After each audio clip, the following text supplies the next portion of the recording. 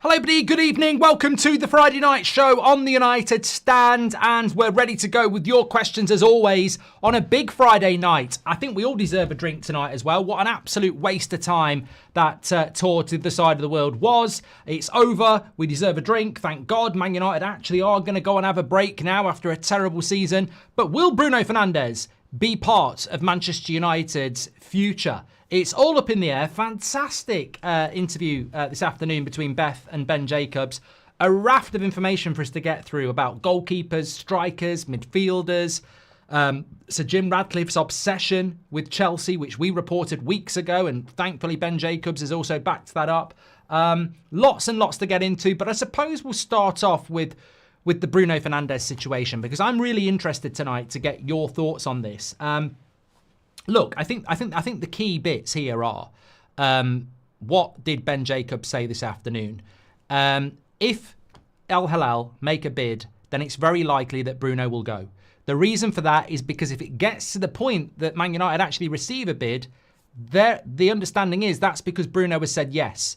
So it's all on the player at the moment. They want a yes or no on the project, but from Ben's side, he's told that from Bruno's side, they are interested in the project. So basically, if Man United get an offer, it's basically going to happen because that means Bruno has agreed he wants to do the deal. We've also got Ruben Amorim saying about Manchester United parting ways with Bruno this afternoon. I don't think so. I don't know for sure, but nobody knows. I think he wants to stay. He is saying no to a lot of things. Brilliant comment by Paul Scholes as well this afternoon. I don't always agree with what Paul Scholes says, but I've got to say I do agree with him. He was talking about the system, but I think it's the most intelligent thing I've heard about the system. And also the logic around what Man United actually did with Amorim, which we'll get into in a little bit. But I don't know what people think, so I'm just going to tell you what I think, and then we'll move from that. I'm not comfortable with what Ruben Amorim said about the transfer market. He said, if Bruno stays, can you afford to turn down £100 million for Bruno Fernandes and still buy players? And he said there are still ways that we can raise money. But then he also said that it's going to be a challenging transfer window and we'll be limited in what we can do this summer. So what is it? If you sell Bruno, you're going to get a shitload of money. If you don't sell him, you're going to be working in a limited market. What is it then? Because I'm sort of confused. I mean, I tweeted it this afternoon and I said, the reality is you could buy half a team with 100 million if you're paying in installments. And he seems very obsessed with Bruno Fernandes, but it's not his player. He's only worked with him for 6 months in a system that doesn't work. It's a very big statement to be so desperately begging him to stay based on 6 months of working with him in a system that doesn't bloody work. I just think that I don't know whether I've seen Bruno play for Man United a lot longer than Ruben has, and I just think he's throwing all his eggs into one basket here, and he might end up with an omelette because I think it gets to a point where you've got Fabrizio Romano saying they will literally pay anything. If Man United accept 80 million, great. If they reject it, they'll go to 100, and if they reject that, they'll go up again. Like this is obviously briefed information. Like they will literally give us at least 100 million quid. And we're still sat there going, I hope he stays. I've got to be honest. I haven't really changed my opinion since we lost the Europa League final, but it's more real now. You're literally begging a guy to stay when you've got £100 million being offered. We're Manchester United and we're begging a player to stay. I don't get it. I don't get it. And I'm completely respectful for the people that are wanting him to stay. I understand that, absolutely. I absolutely do. And I understand the people like Ricky that don't. And that, to me, is the big point. This is not... If I'm Bruno Fernandes, I'm looking at it and I'm going, you haven't even got 100% of the fan base going, please don't go. you've probably got about 50-50. So you're not universally getting back to stay anyway. I don't, and that's no slight on Bruno. I don't think there's a player out there that, you know, if somebody came up and offered 90 million for Maino, I think we'd all say sell. If somebody came up and said, there's 60 million pounds for Mazraoui, we'd probably sell. I don't think anybody hasn't got a price, but it feels like Amorim is desperate to keep Bruno, and I understand it. You have to respect it. He is the manager, but it worries me. What does he know? That's where I'm coming from. What does he know that we don't know? Because I look at it from the outside and I go, £100 million to spend in addition to anything else you've got on an absolute shit team. We need quantity. We need quality, but we need quantity. Bruno Fernandes is one player. Selling him could give you 4 players. And he's desperate to keep him. And I'm just sort of like, I don't see it. I don't see the fascination. But he does. So what does he know that we don't know? Does he know something we don't know? Does he know he's not going to get the money? I don't know what he knows, but it just feels like he knows something we don't know. Yeah. I mean, look, this was the quote directly. Bruno Fernandes' agent went to Saudi Arabia outside of the Four Seasons Hotel in Riyadh. Meetings have been going on since Monday. On Tuesday, Bruno was given a final binding offer of £700,000 a week with bonuses, accommodation and image rights that could be worth as much as £65 million a year.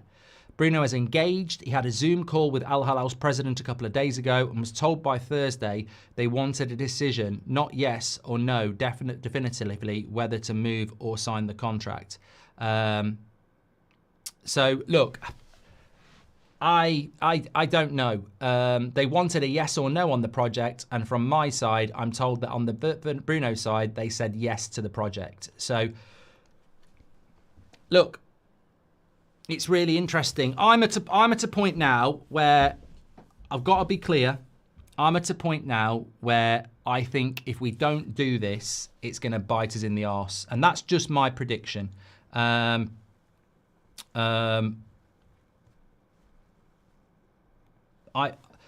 think we need to do this. I do. I think it has to happen, because it will definitely bite us in the arse if it doesn't. Because there's too many people that want this to happen. And it's an opportunity. I think, reading between the lines, if we don't do this deal, then all we're gonna get all summer is it's a really challenging market. It's a really challenging market, and we've got to get the best out of what we've got. And I think that's what Amorim wants to do. I think Amorim wants to keep Bruno and get the best out of what he's got. But I think fans want to sell Bruno and get £200 million and try and buy a new team. And I think that's the contrast, isn't it? And you can't really go against the manager, but you can, because you're entitled to your opinion. I back Amorim, I back the manager, but I don't agree with this. We're entitled to our opinions as fans. We've been here a lot longer than him. I don't even think Bruno fits in your system, mate, to be honest with you. I genuinely don't. You got rid of Rashford. He doesn't fit in your system. I don't think Bruno fits in your system. From what I've seen across 6 months, I don't think he fits in your system. I think he's a fantastic player, but I don't think he fits your system either. So, yeah, that's sort of where I am. I think the next 24 hours are going to be very interesting. Look, Amorim seems to think he's staying. Other people are saying Bruno's interested in the project. What worries me the most is that if he says yes to the project, we've handled this really badly. It feels like, to me, Man United have put their head in the sand and gone, please don't go. Babe, I love you so, Bruno, and I don't want you to go. Please don't go. Don't go. I'm begging you to stay. And that feels like what we're doing. Please don't go. And what we should have done is act like a fucking football club and gone, if he decides to go, we've done nothing. We've done nothing. If he decides to go, the whole world knows we're getting £100 million. And then we pick the phone up. Hello, is that Brentford? We'd like Mbuemo. What do you mean 70 million? It was 50 million last week. Yeah, but you've got 100 million. Oh, God. Put the phone down. Okay, let's try Sporting. Yeah, 60 million for Gyokeres. 80? You're having a laugh. And this is what I mean. Like, I feel like we've snoozed on this by just going, he's not for sale. Please don't go, don't go, don't go. And if he does go, the whole world knows he's going again, and we can't do anything quick. So, yeah, I genuinely don't know what's going to happen at this point. I really don't. I get the feeling he might stay. And if he does, I think it's going to be quite a difficult situation because I'll be honest, I haven't really got the patience for... We haven't got a lot of money, but we're going to carry on building around Bruno. I just think it's going to be very, very frustrating to watch. And I think... I don't know whether I want to say this. I really don't know whether I want to say this. I don't always say everything because I know sometimes it can start a conversation that we shouldn't start. But...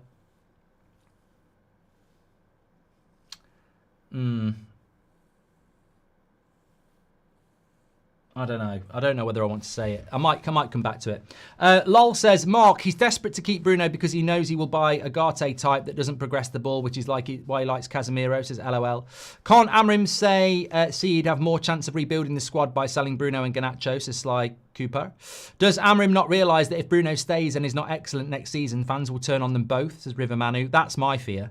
Lance Phillips says 100 million for Bruno gets us Gyokeres and Mbuemo, also midfielder that fits the system and gives Manu potentially more game time, says Lance. Exactly, we've spoken about this. If Bruno goes, Manu gets in the team and you can buy 3 or 4 players.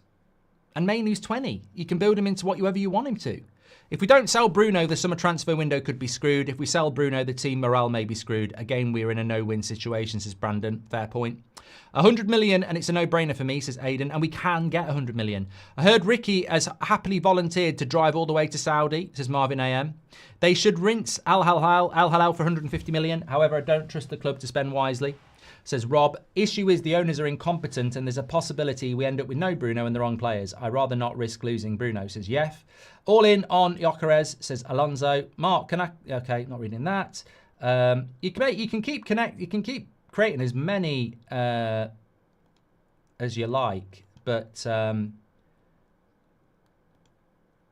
just keep removing you. I'll struggle to forgive Ruben if we don't sell, says Adam James. But remember, there will be people who struggle to forgive him if he sells him. Like, there are two sides to a coin. Ankit says, what if Amorim knows that even if we sell Bruno, the club won't buy, so we sell, says Ankit. Rebuild or rebrand, no brainer, sell him, says Keel. Hello, Mark from Nigeria. Who do you think will be our striker? I'm going to talk about that in a moment, Peter. It's got to be a Portuguese thing. Both Delo and Bruno are not his players, and he wants to build around them instead of players like Cobby. Yeah, Sid T, every manager has their favourites, so I don't have a massive problem with that. I mean, apparently with Liam Delap, Thomas Tuchel stuck his nose in. Now, Thomas Tuchel rims Chelsea every chance he's got. He loves bloody Chelsea. That's why he picks people like Chalobah over Maguire. He loves Chelsea. But apparently he said go to Chelsea because you've got a better chance of being picked for the Euros next summer. Take your bloody nose out of it, Tuchel, and put your cap on. You look a twat. Could it be Portuguese bias? Is he being patriotic, says James. Do like Spurs with Bale. Sell Elvis to buy the Beatles, says Noor. And I hope we don't end up with a leadership vacuum like what happened with De Gea. But this time it's on the owners and not the manager. The club is broke. Don't want to see him go, but we need the funds, says Tony. What's with the Garnacho middle finger, says Carl. I'm not really interested, mate. Garnacho's leaving. Why do people even care? I understand the moaning about players when you want them to go. He's going. I just think it's wasted air talking about Garnacho. Please ask Scholes why we were 13th with a back four, says Shan. Is there still culture wars behind the scenes, says Keel. Amorim wouldn't say that he doesn't want to keep Bruno because it will have the same effect on Garnacho's sale value, says Mojo. Amorim said that just to drive up Bruno's price, says DV. Watchers sell last minute, then no time to replace, says 9 Matt 2. That tour looked like a hangover from the competitive season, says Emily Derry. Players looked exhausted and largely disengaged, not worth the few million we got. Bruno must go. Change has to be 100%, says La Familia. When Amorim cannot play Bruno in his best position, isn't it prudent to sell him, says Sahil. BEGS, Amorim is weakling. Let Bruno go, says Parker. I really want us to get Osman. Why not offer them Højlund and 30 million, says JHP. Unpopular view here. Don't get me wrong. Bruno's our best player, but he's not exactly consistent, and I want to see our squad improved. Grab the cash, says Mike. Red Smurf, welcome to the members club. Well, look, on the striker, let's see what happens with Bruno Fernandes. We can circle back to it. On the striker situation, I think that there were some interesting things said around the striker. And essentially, what Ben Jacobs was saying is, I wouldn't rule out Gyokeres, but Osman, there's nothing. And essentially, what that boils down to is Gyokeres is still a potential for Manchester United, but it's the Champions League is a problem. It's the finding the money when they need to sell is a problem. So there isn't really any other strikers being mentioned about Man United. I think a lot of us have a theory that it could be Mateta. But he said if they really want to make a statement, number 9 signing, then my information is that Gyokeres would be more viable than Osman. And I think that the issue with it is that it's like he said, I wouldn't rule out Gyokeres, but the cold hard reality is they've got 100 million to spend. 62.5 million is on Cunha, and Cunha and Gyokeres at the moment doesn't work out without outgoings. But it does. I mean, the 100 million, we're only spending 20 on Cunha because it's a 3-year thing, isn't it? So you can do it if you do it in installments, but we have got to sell to buy, which is why if you sell Bruno, and you know you're selling Bruno, you go to Gyokeres. I mean, in a way, Cunha and Gyokeres replace Bruno, don't they, if you get a midfielder in? Because Mainoo, well, in a way, Mainoo being in the midfield, Cunha being a number 10, and Gyokeres being a striker, if you sell Bruno, you've sort of got 3 players anyway, haven't you? Mainoo hardly played anyway last season, so he'll be like a new signing. Cunha is a new signing, and then Gyokeres. I just don't know whether we can do the Gyokeres deal. That's my issue. I don't know whether we can do it. I still think it's very, very difficult.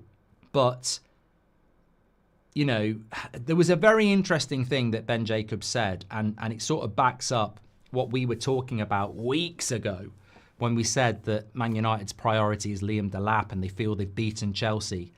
Remember, as part of that update, I was saying that, and some of you were watching that video, so you know it was quite a weird thing to say, and it was nearly 2 months ago. And as part of that information we got, what did we say? Man United are obsessed with Chelsea. Nobody really knows where it's coming from, but from within the club, there's a real obsession with Chelsea. And that's why they were really happy that they were going to get Delap and get one over them, because they really obsess over what Chelsea are doing. This is what Ben Jacobs had to say. Sir Jim Radcliffe sees more appeal in Chelsea's style of investments, not expensive transfers. Players who can perform at a high level for many seasons to come, whose fees are amortised over a number of years. I mean, and that just sort of feeds into this weird Chelsea obsession. Because what is it we're talking about here? Players that can perform over many years on long contracts that hold their value. So young players. But they don't perform over many years, do they? None of these players have actually performed over many years. Chelsea have put players on 9-year deals. Some of them are only 1 or 2 years into it. They're not really performing, are they? They're just spread out over a long period of time. And as I said, man, I don't know what it is.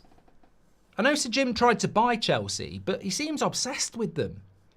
And if there's one club you should be obsessed with, it's not fucking Chelsea. Even Chelsea fans would say they don't know where their story's going to end. They finished 4th and won the Conference League. It's hardly bloody Invincibles, is it? But he seems to be obsessed with it. And it's weird. It's really weird, because I don't think the Chelsea project has actually worked yet. It might do, but it's not one you can look at and say, oh, it's worked. Whereas the Man City project, the Liverpool project, these have actually ended up with Champions Leagues.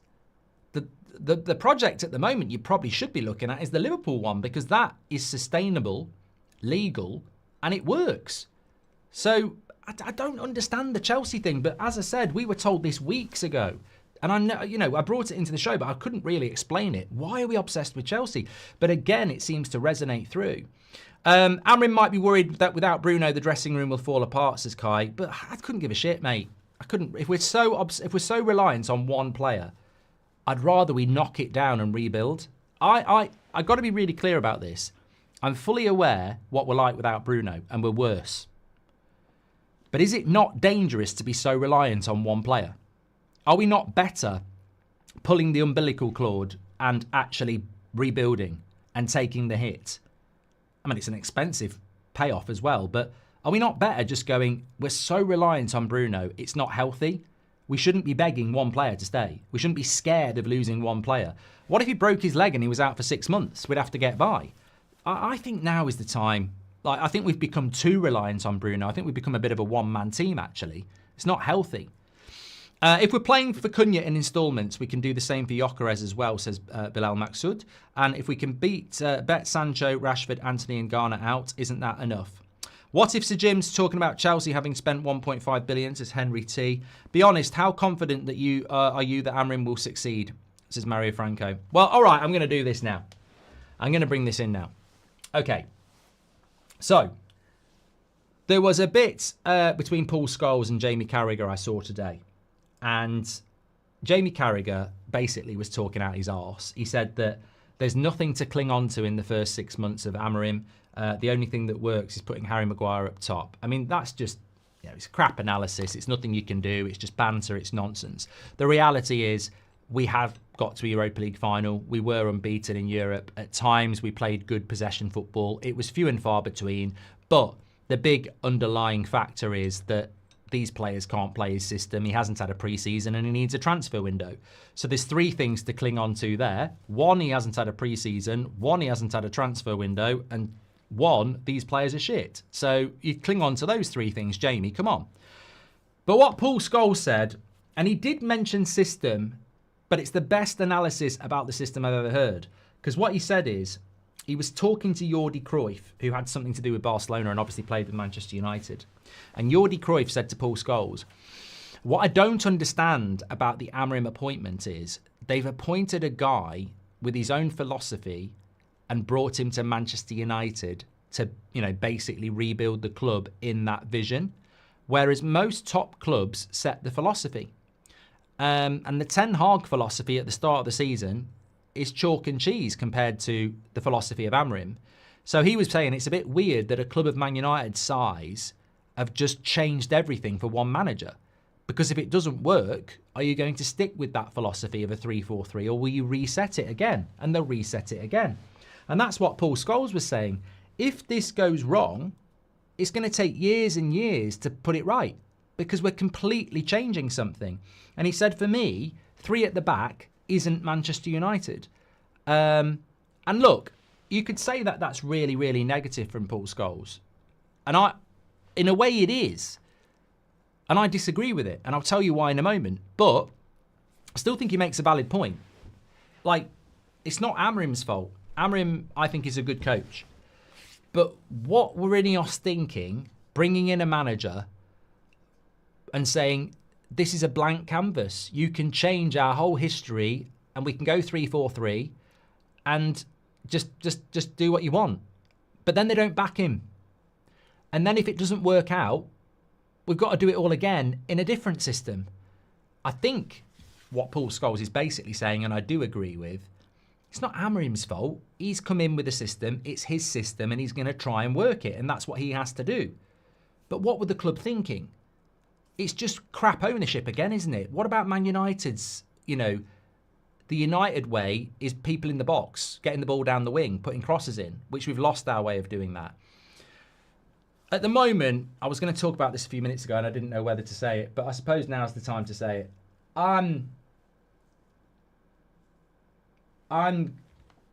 And look, there is a reason for this. It's only a week since we lost the Europa League final. We're an absolute embarrassment. We've had our worst ever Premier League season. We don't know whether to sell a player for £100 million who's worth about 60.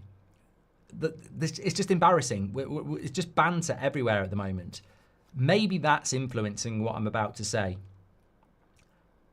But for the first time, I'm really concerned about Amorim. I'm really concerned. I will back him, and I don't want to see another manager sacked. It would be horrendous to sack him. But I'm really worried. I'm starting to look at it and going, I just don't see how this is going to work. I really don't. Like, this is his first summer. He needs about 300 million spending on him. You did it with Ollie. You did it with Ten Hag. You did it with Mourinho. You did it with Van Gaal. He needs about 7 players. And he sat there talking about getting the most out of what he's got. And I'm just sort of like, this summer transfer window is going to make or break him. If he walks out of this summer transfer window with next to nothing, working with what he's got, I think he's done. I think he's done. But if he gets 6 or 7 really good signings, I think we've got a chance. They've basically got to hit that reset button and do that summer that happened with Van Gaal, where it was like Schneider, Schweinsteiger, Daley Blind. We need one of those summers. We need an absolute belter of a summer where we can't move for players going out the door and players coming in the door. It's got to be a revolution. It's got to be an absolute reset. It's got to be a complete and utter refurb summer. And if we don't get that, I think he's done. And I'm not influencing the Amorim out movement. I will back this manager and I will stick with this manager because I think it's absolutely disgusting to bring a manager in that doesn't play anything like Man United have ever played and then basically him to be gone in a year. It would be catastrophic. But I said this in November and I'm glad I've reminded myself. When we got Amorim in November, I said, never really want Man United not to play with a back four. But the exciting thing about going with Amorim is you've got to spend about $500 million ASAP because that's how much it's going to cost. So when we got Amorim, I was really excited because I was like, look, I do think United is a back four team. He's a back three manager. And to make this team play like he wants, he's going to need hundreds of millions of pounds. If they don't give him that this summer, we're done. It won't work. If he's running around in games next season with Casemiro and Bruno in the midfield, Rasmus up front, Ahmad and Cunha, and then Maguire and De Ligt, Mazraoui, Dorgu, etc., it ain't going to work. It's not going to make us work. It might not be a bad team, but it's not going to get anywhere near the top 4, is it? So I am, for the first time, quite worried about Amorim because I think this summer transfer window is just so big. And if they don't get it right, I think we're going to go into that season. And the first game we lose, and I think the fixtures in a couple of weeks are going to be really interesting. Because if we catch an Arsenal or a Man City or a Liverpool in the first 3 games, it's pretty much a guaranteed loss. And that's, that's going to be a problem. But it could all change on a Gyokeres. I'm not saying that's going to happen, but it could all change on a signing like that. Signing like that could change it. Really could. Lynn Hall says, you are influencing the Amorim out movement, Mark.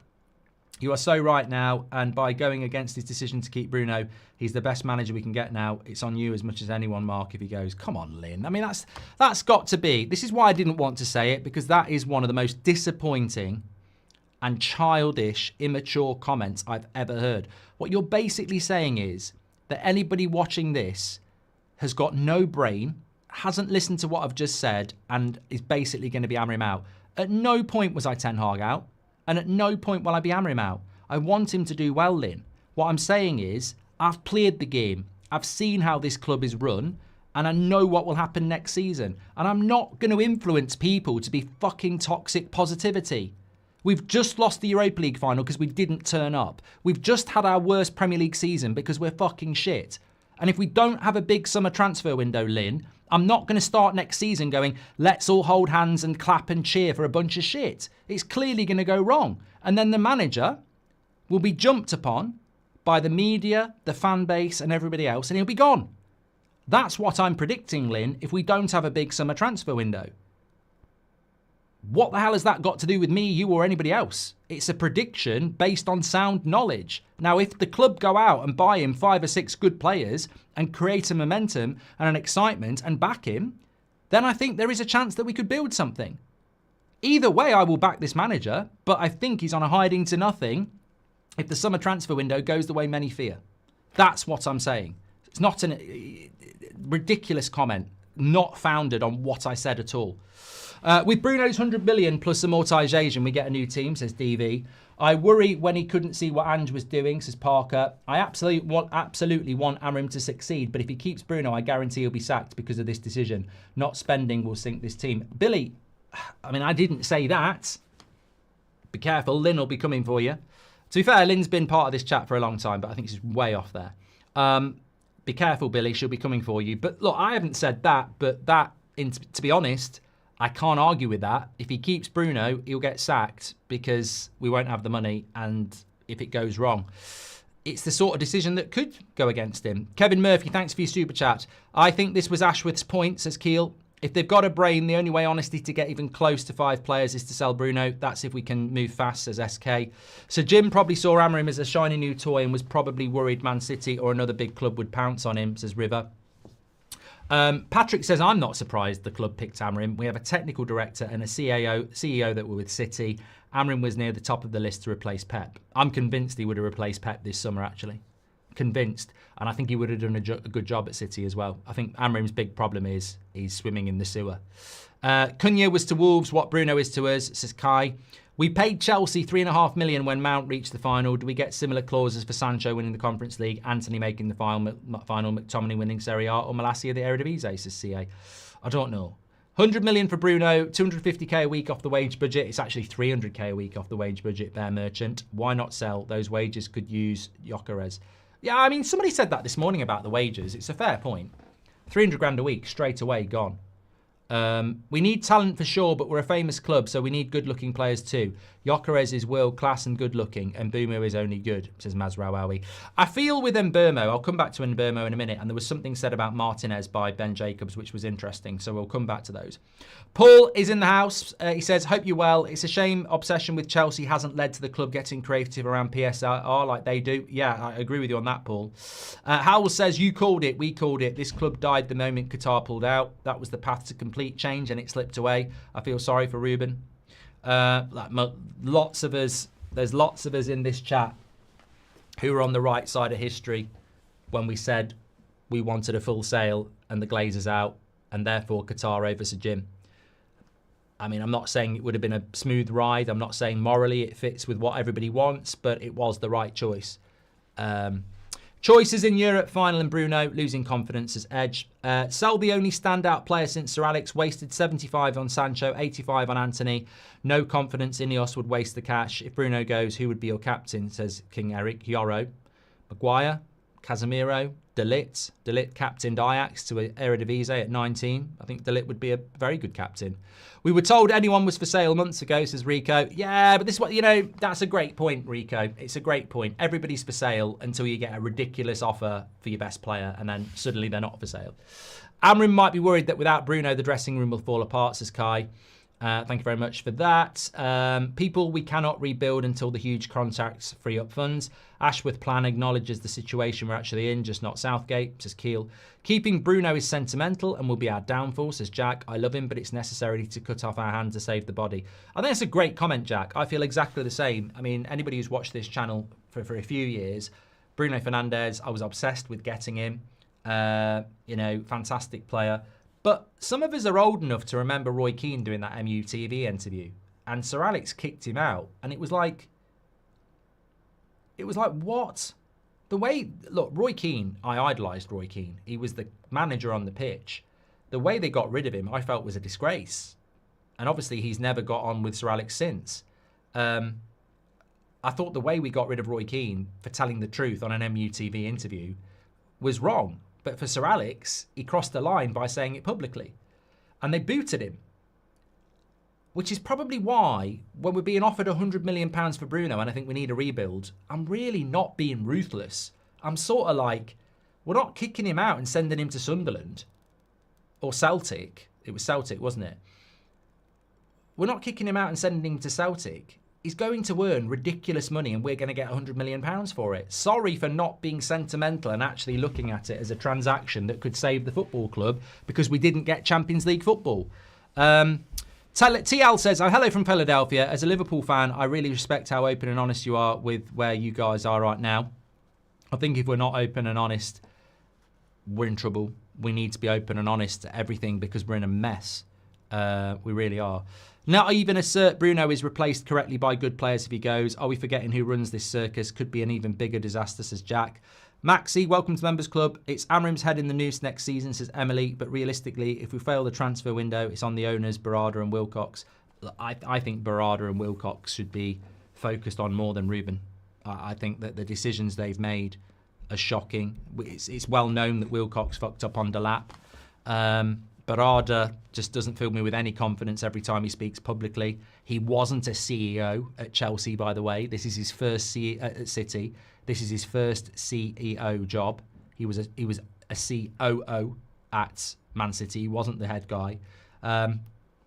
With Bruno's 100 million, we've done that one. So anyway, let me just talk about a couple of other bits here because I do want to talk about the goalkeeper situation. But look, this is what Ben Jacobs had to say about Mbuemo, effectively saying that where was it? Here we go. Your Newcastle are pushing hard, but I wouldn't rule Manchester United out.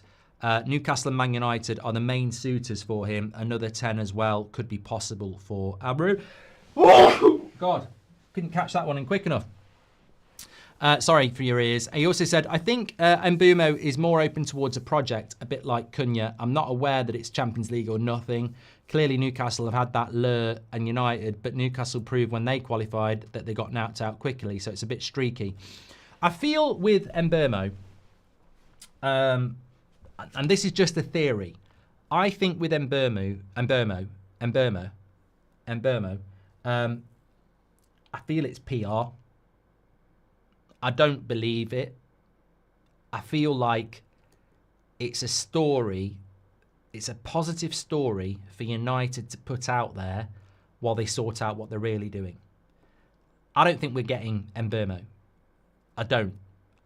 But I think United are sort of like, let's not rule it out because we've missed out on Delap. We don't know what we're doing next with Bruno. So if there's a story about Mbuemo for the next few days that keeps the fans excited, when we announce what we're really doing, they'll move on from Mbuemo anyway. So I think that, I might be completely wrong. Maybe we are going to sign Mbuemo. He's a good player. But I just get the feeling it's just a little bit like Newcastle are favourites, but I wouldn't rule United out. And I'm like, well, where's the money coming from? Like Ben Jacobs literally said, Gyokeres, where's the money coming from? Well, Mbuemo's basically the same price. He's only £10 million cheaper. So, and we need a striker. So I feel like it's just a bit of positive PR. I don't think it does the club any harm to be linked to Mbuemo while they figure out what they're really doing. And it obviously keeps you excited and focused for a few days. Let's wait and see. That's just what I feel like with that. Ollie says, the system isn't the problem. We've seen glimpses that the system works, but the players don't have the IQ. Let's not make the same mistake and fire the coach. Look, that's what I would always say about the system, Ollie. How many times have we sat together doing watch-alongs, watching people hit 50-yard balls out of play, the ball-playing goalkeeper smash the ball to the opposition, people missing 5-yard passes, people shooting without passing. Like, there is very low IQ. Sell Bruno for 100 million. It gives 300 million to use with PSR, says GA7. I think people forget Man United owe 300 million in transfers. 100 million selling Bruno might not even see us sign anyone, says Eat. If we don't accept a British transfer record for Bruno, I never want to hear the club plead poverty again, says Chuffbridge. Big thing with this sale is that it is instant cash. The players we want will not be around when we make other sales. Literally an FM budget boost, says Billy. This is a great point. This is a great point because we will sell Rashford and we will sell Garnacho. But United don't like to buy until they've got the money in, as we saw with Agate and McTominay, and as we saw with Wan-Bissaka and De Ligt and Mazraoui. If you sell Bruno, that deal has to happen now because they need him for the Club World Cup. So it is an instant cash injection that you can then go and negotiate. Do you think Amorim was told to say he wanted Bruno to stay to strengthen our hand in negotiation with Al-Hilal, says Chill?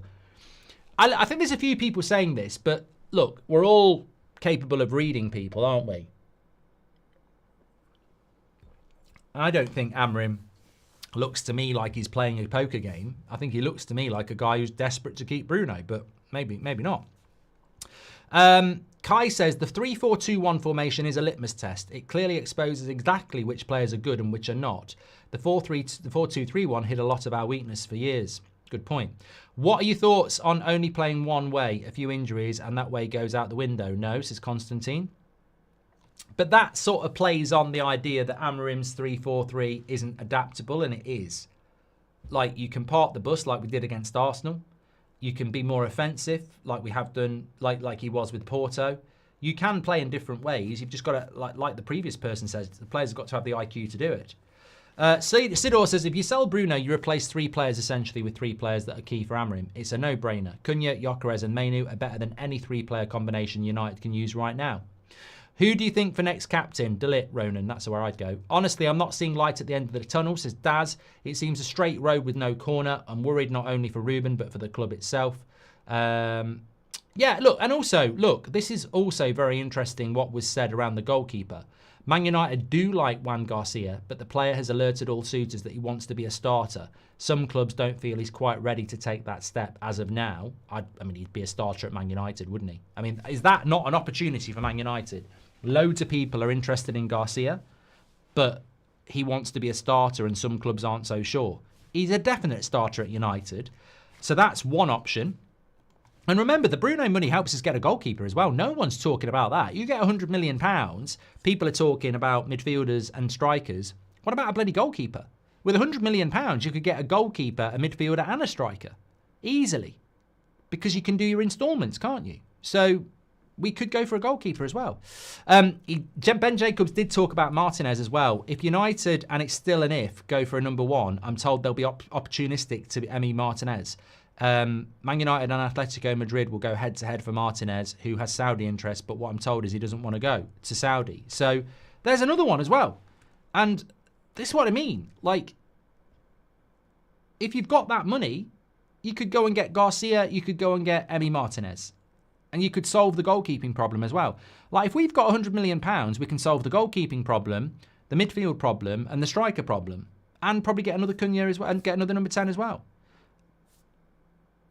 The Beth show was brilliant today, says Zero. It was brilliant, her and Beth and B&B. Beth and Ben. It was great. Patrick Martin says, why does our club make the decisions on players from the top to try and build an identity instead of constantly changing with each manager? Great question. If you could bring back 5 ex-players from the last decade, who would they be and why? Love the show, says Lee. From the last decade? Oh, God, that's depressing. No.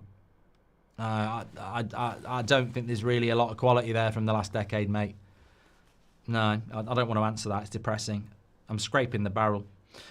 Is Mbuemo a 10 or a right winger? He's a right winger, isn't he? But I think he probably could play as a 10, Siraj. The problem is coachability of the players. You get told where to be and what to do. Whether you can do it or not is irrelevant of systems, says Jake. Stephen Lopez says, we can be okay with selling Bruno, but we really can't accept anything less than 100 million. We need to understand that there's still a risk with this board handling transfers for replacements. Riley says, is there still an interest in Trincao? I'd be very surprised, Riley, if we don't buy a player from Sporting. I've always said this, and I don't know who it will be. Obviously, the dream would be Gyokeres, but sounds very difficult. But I'd be stunned if we don't bring a player in from Sporting. Like, they're the only club that plays the Amorim system, and his system is very, very specialist. So it just makes me... I'd be very surprised if we don't bring a Sporting player in because they know his system, you know? I've always felt a Nacho could be possible, but you've got to get money, haven't you? Noah says, I like Amorim. In fact, I love Amorim, but there are 2 things he does I don't like. Need to sell Bruno to fund the rebuild. Need to play Minu in the midfield beside Agate because he's not a cam. Would you rather Mbuemo or Eze, says JBG. There's just something about Mbuemo that's just like consistent. Hard-working. Eze, I think, is a better talent, but I think for what we need, Mbuemo would probably suit us better. Might be controversial. But yeah, that's what I would say about that. Heard some things about Osman to United. Any truth to the rumours? Look, Andre. And Ben Jacobs said it this afternoon as well. All I ever hear about Osman is Saudi and big money. And we can't compete with Saudi and we won't pay big money. So I just don't think it's possible. Unless he suddenly goes, my dream is to play for Manchester United up front and I'll do it for 200 grand a week. I think that's not going to happen. He's going to go for big money. He wanted to go to Saudi last summer. Rob, Always United, just gifted 5 memberships. You're a legend, mate. Thank you very much for doing that on a Friday night. So, no, I don't think so. Mastantano for 50 is a no-brainer to replace Bruno, says Perston. I mean, look, everybody's coming out with good points. If you get £100 million for Bruno, nothing's off the table unless the player says no. You literally can say to Mastantano, do you want to come? You can say to Emi Martinez, do you want to come? You can say to Gyokeres, do you want to come? You could say to Osman, do you want to come? Edison, do you want to come? You know, Nacho, do you want to come? Like, Mbuemo, do you want to come? Some of them might say no, but I think this is what people aren't realising. If you've got 100 million, you can go to all those players and say, who's interested? We've got the money. If 3 of them say no, but 3 of them say yes, you go for the 3 that say yes. You might not get Gyokeres, Edison, and Mbuemo, but you might get Mastantano, Nacho, Martinez, Osman. You don't know. You know, and that's the thing. But if we don't have the money, we can't even ask. And reading between the lines, that's the situation. At the moment, we don't have any money, and we need to sell the likes of Garnacho and Rashford. If you sell Bruno tomorrow, you suddenly got some money straight away because they've got to buy. Al-Hilal can't afford and won't. They can't afford to go, let's negotiate this till August. They want him to play in the Club World Cup in 2 weeks. And I'll tell you what will be really annoying is if we say no and they go somewhere else with that cash, because they will. They will. I can't remember where it is they're going if they don't get Bruno, but they will go somewhere else and they will spend that money. And we won't have any money until July or August, because how long is it going to take to sell Garnacho? Why would Napoli be in a rush? They're not in the Club World Cup. Why are Barcelona in a rush? They're not in the Club World Cup. They'll negotiate a deal with us for weeks. We've got a £100 million cash injection right there. Right there, ready to go. Cunha alone will lift us 5 places, no worries, says Kai. Would you bring in a vet for 1 to 2 years Band-Aid while we're trying to get others in January or next season, like a Vardy? No. What? Sammy, can I just ask, what is it about Vardy that makes you think he's the player he was 10 years ago? Have you actually watched Leicester? Over the last 2 years, even when they're in the Championship, he wasn't necessarily even a starter. So, yeah, I don't really know what that is. Yeah. What's going on with Boohoo Man?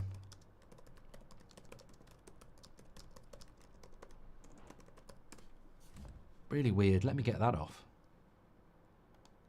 I'm trying to infiltrate our stream. Not tonight.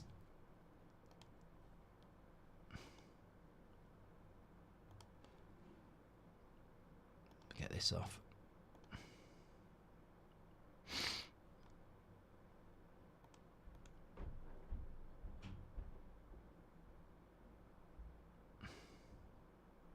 Go on.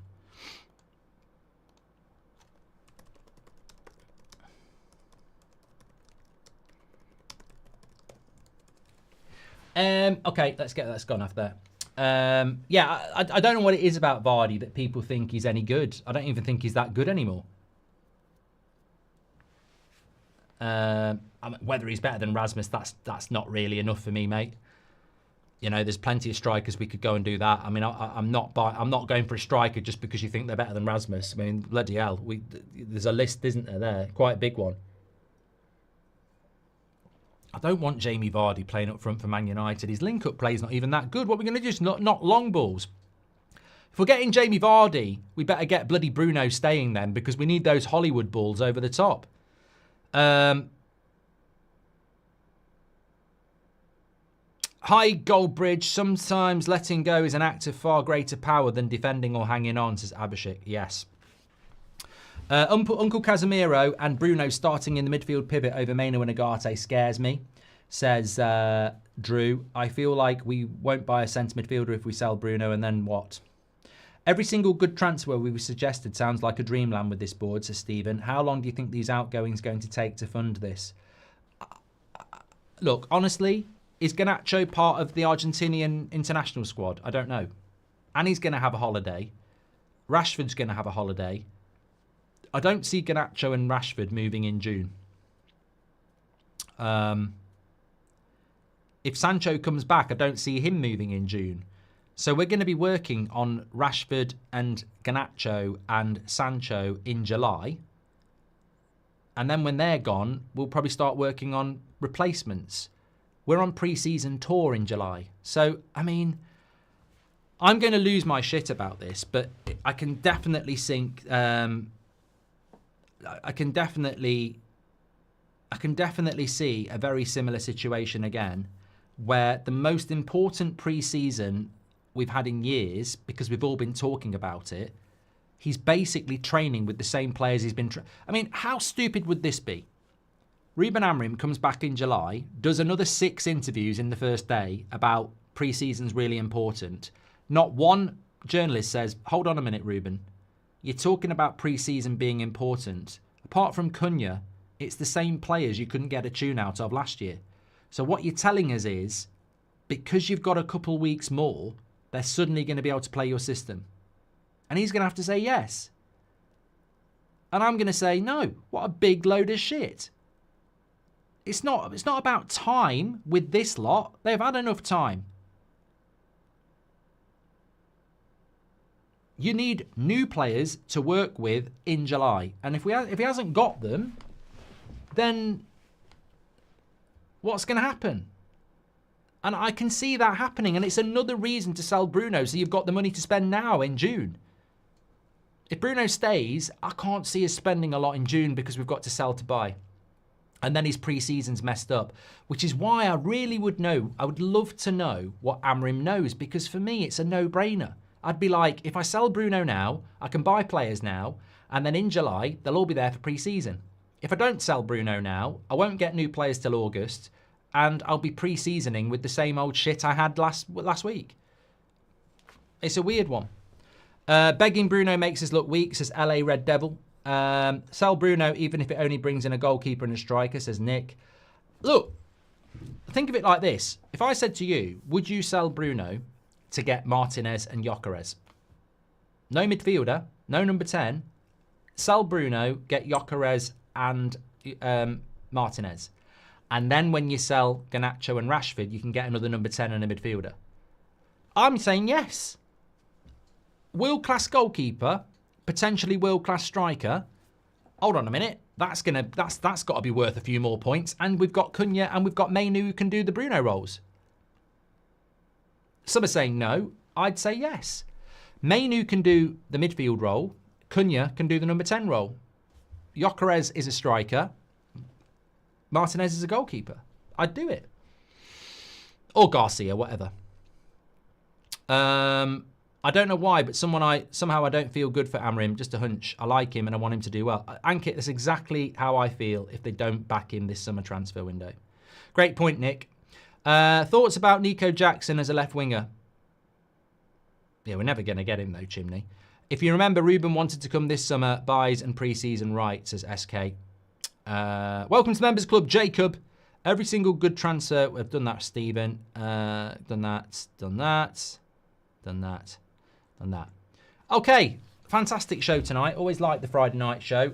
Remember, tomorrow night, there is no Saturday Night Live because we will be live on That's Football for the Champions League, which is, I think, actually does kick off at 8 o'clock. I'll just double check on that one, but I'm pretty sure I'm right.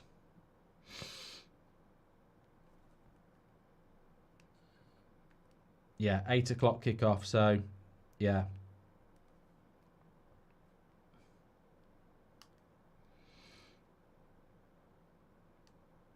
That's good.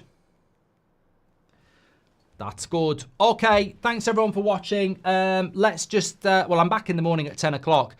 I wonder if we'll get through this weekend without a Bruno update. I really do. I really do. Fade says, I think Bruno is leaving very heavily on because we lost the Europa League final, but 5 years of hard work and sometimes petulance has come down to him going so we can have a rebuild. I think Bruno Fernandes is a very intelligent guy. I really like him. I think it's sad that we're in this situation, but we're in this situation because of things out of his control, out of Amorim's control, and out of our control. Sometimes you've got to make a really difficult decision because of the circumstances. Look, you might have a really nice Ferrari that's done nothing wrong, but if your business goes bankrupt and you need money, you might have to sell the Ferrari that you love. It's the same scenario. It's nothing against the Ferrari. It's nothing against Bruno. It's just a situation that we need to do to survive, in my opinion. I also think Bruno Fernandes is aware of that. I also think Bruno Fernandes is aware enough to be testing the temperature on what the fans think. Not in a way that he'll be monitoring bloody TikTok, but I think he will be monitoring what the fans think about him going. And I think he will see that there is quite a big proportion of people that are going, we appreciate him, but it's better for the club to cash in. And I think that will be a factor. I think he will look at that and go, Man United's in a very different place now to where it maybe was. Maybe there has been times, certainly there has been times where we'd be in uproar about selling Bruno. Last summer, remember last summer there was talk of Bruno going and he got a new contract. And I think everyone was going mad. I was going mad. Absolutely not. You can't let Bruno go. We just won the FA Cup final. You can't sell Bruno. But look at what's happened in the last year. And I'm of the opinion we should do. I like the player, but I just think we've got to do it. And I think he will look at it and go, you know what? I haven't got 100% of the fan base saying, please don't go. I've got 50-50. And maybe now is the time to go. Because things could go really bad if he stays as well. Because if things get worse, unfairly, let's just say this as well. If he stays and we have a shit season and everything goes wrong, he will get the blame. Not solely the blame, but he will get part of the blame. It's got nothing to do with him. Nothing to do with him. Whether he goes to Saudi or not, it's got nothing to do with him. It's the club. But they'll hide away, as always. Would you take Rashford back if we don't manage to sign any striker? No. I mean, that's just a hypothetical fantasy. If Amorim's in charge, Rashford's not coming back. You've got more chance of Sancho coming back than Rashford. He won't play a competitive game for Man United again while Amorim's here. It just won't happen. So it's too much of a psychological. We could use Collier and Mainu in the midfield without Europe, says Nick. If you want to go far-fetched, you've got Lacey as well. Like, you know, we have got, look at Obi today. We have got some young players that we could give a go to. Should we sell the Butcher? Well, no one's going to buy the Butcher with a bad knee, Keel. But everyone's got a price. If he was fit and we got a good offer, I'd do it. If the Saudis came in and said, we'll give you 70 million for Martinez, I'd take it. Yeah. Everyone's got a price. And you know how much I like the Butcher. Thanks, everyone. Take care. I'll speak to you in the morning unless something happens before that. We never know. We could get something breaking with Bruno at some point. Absolutely brilliant. Thank you, everybody. We've completed the week. I'm so glad. Those 2 watch-alongs were an embarrassment, weren't they? They were. I mean, I hope we never do that again. Fair play to the people out in Malaysia and Hong Kong who got to see the game and were excited, but hard. It was hard. That was a hard week, that was. Well done to everyone for getting through it. Let's hope the transfer window kicks in. Thanks for watching. Speak to you in a bit. Stay safe.